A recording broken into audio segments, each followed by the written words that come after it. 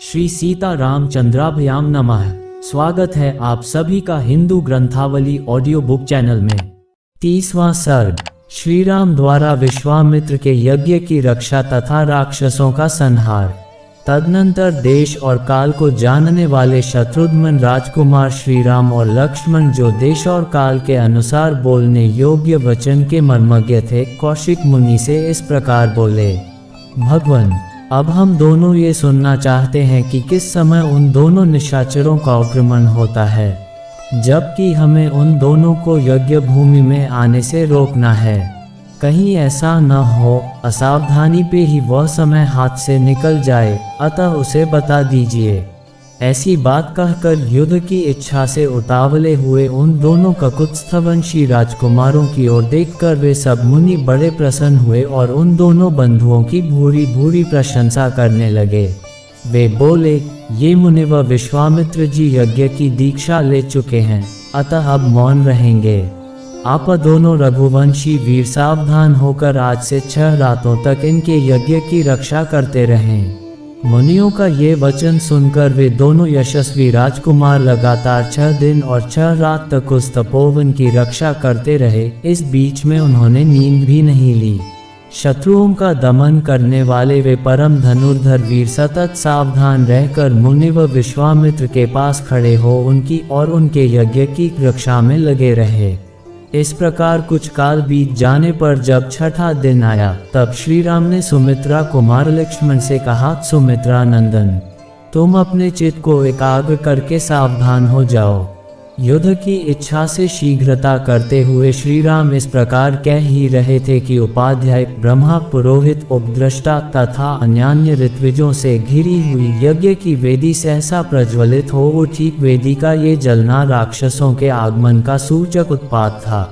इसके बाद कुश, चमस, श्रुप, समिधा और फूलों के ढेर से सुशोभित होने वाली विश्वामित्र तथा ऋत्विजों से जो यज्ञ की वेदी थी, उस पर आहवनीय अग्नि प्रज्वलित हुई। अग्नि का यह प्रज्वलन यज्ञ के उद्देश्य से हुआ था। फिर तो शास्त्रीय विधि के अनुसार वेद मंत्रों के उच्चारण पूर्वक उस यज्ञ का कार्य आरंभ हुआ। इसी समय आकाश में बड़े जोर का शब्द हुआ, जो बड़ा ही भयानक था। जैसे वर्षा काल में मेघों की घटा सारे आकाश को घेर कर छाई हुई दिखाई देती है, उसी प्रकार मारीच और सुबाहु नामक राक्षस सब और अपनी माया फैलाते हुए यज्ञ मंडप की ओर दौड़े आ रहे थे। उनके अनुचर भी साथ थे। उन भयंकर राक्षसों ने वहां आकर रक्त की धाराएं बसाना आरंभ कर दिया। रक्त के उस प्रवाह से यज्ञ वेदी के आसपास की भूमि को भीगी हुई देख श्री रामचंद्र जी सहसा दौड़े और इधर उधर दृष्टि डालने पर उन्होंने उन राक्षसों को आकाश में स्थित देखा। मारीच और सुबाहु को सहसा आते देख कमल नयन श्री राम ने लक्ष्मण की ओर देखकर कहा, लक्ष्मण, वह देखो, मांस भक्षण करने वाले दुराचारी राक्षस आ पहुँचे। मैं मानवास्त्र से इन सबको उसी प्रकार मार भगाऊंगा जैसे वायु के वेग से बादल छिन्न भिन्न हो जाते हैं। मेरे इस कथन में तनिक भी संदेह नहीं है। ऐसे कायरों को मैं मारना नहीं चाहता। ऐसा कहकर वेगशाली श्री राम ने अपने धनुष पर परम उदार मानवास्त्र का संधान किया। वह अस्त्र अत्यंत तेजस्वी था। श्री राम ने बड़े रोष में भरकर मारीच की छाती में उस बाण का प्रहार किया। उस उत्तम मानवास्त्र का गहरा आघात लगने से मारीच पूरे 100 योजन की दूरी पर समुद्र के जल में जा गिरा। शीतेशु नामक मानवास्त्र से पीड़ित हो मारीच अचेत सा होकर चक्कर काटता हुआ दूर चला जा रहा है। ये देख श्री राम ने लक्ष्मण से कहा, लक्ष्मण, देखो, मनु के द्वारा प्रयुक्त शीतेशु नामक मानवास्त्र इस राक्षस को मूर्छित करके दूर लिए जा रहा है, किंतु उसके प्राण नहीं ले रहा है। अब यज्ञ में विघ्न डालने वाले इन दूसरे निर्दय, दुराचारी, पापकर्मी एवं रक्तभोजी राक्षसों को भी मार गिराता हूँ। लक्ष्मण, ऐसा कहकर रघुनंदन श्री राम ने अपने हाथ की फुर्ती दिखाते हुए से शीघ्र ही महान आग्नेयास्त्र का संधान करके उसे सुबाहु की छाती पर चलाया।